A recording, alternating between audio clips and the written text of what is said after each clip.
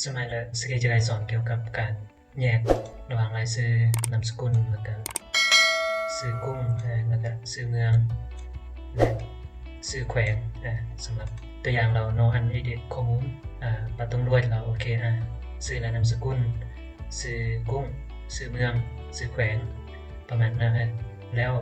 เมื่อกี้จูแต่งดามา Excel ตัวอย่างข้อมูลดา Word บอกหรือดามือกระดานที่เราส่งไฟล์แบบรวดแบบนั้นเลยซึ่งอีต้องการจูแยกอันก็ยับตัดตารางเมื่อตัดตารางเดย์เพื่อสมัยแต่เวลาอีต้องการแยงเราสาวเคซื้อคนกินอายับดักกุ้งเมืองเพื่อเวลาอีกก่อนรายซื้ออย่างต่างๆเพื่อจะสมัยแล้วก็เพื่อสะดวกอีเดย์ซึ่ง ARBT ง่ายๆสำหรับการแยกดักข้อมูลนั้นเซตมาตัดตาราง Excel และทำอิดอันนี้กูทาซีรายชื่อแล้วก็ข้อมูลแบบทั้งรวดเพื่อจะแยกเราโอเคนามสกุลอย่างต่างหากแล้วก็ชื่อกลุ่มอย่างต่างหากซึ่งต่างหากแขวงต่างหากทำอิดอันนี้ดาซีกิจการหลังจากนี้อันนี้ได้กูดคำว่า data กินคลิกกูหลังจากนี้อันนี้ก็คลิก text to column อันนี้คลิกกูแล้วหลังจากนี้อันนี้ก็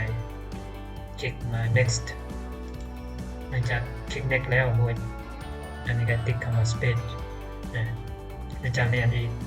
คลิกต่อยอดหลังจากนี้อันนี้ก็คลิกคำว่า text นี่นะเตือน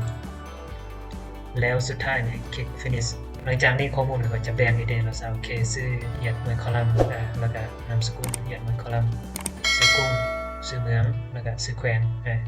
นี่นะข้าพเจ้ายกตัวอย่างอันบอเดตถ้าบุคคลเราจะคลิปนี้นะเกิดประโยชน์ต่อบอหรือต่อยองกูได้บอหรือต่อคนที่บอเนื่องกดดาวน์ลงในการจะกดไลค์กดแชร์กด subscribe เพื่อเป็นกำลังใจในการผลิตคลิปต่อยอด